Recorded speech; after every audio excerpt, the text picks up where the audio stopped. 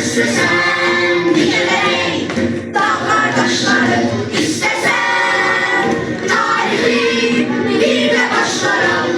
Ben durdum hayattan gezen milletten.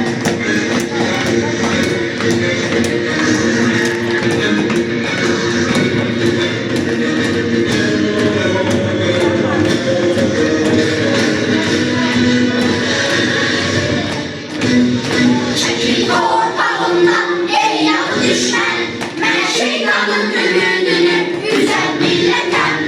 Dünyanın üstüne kaldırın yeter, dünyanın derdine gözen milletten. Çekil korpağımdan ey yağı düşmen, ben şeytanın ümidini güzel milletten. Dünyanın üstüne kaldırdım yeter, dünyanın derdine gözen milletten. Bu dünyanın derdine gözen milletten.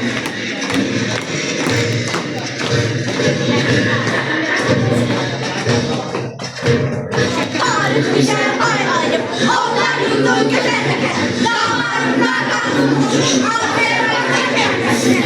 Tarihlerin devletleştiği milyonların dalında biz yedili geleceğe istiklalın sonunda.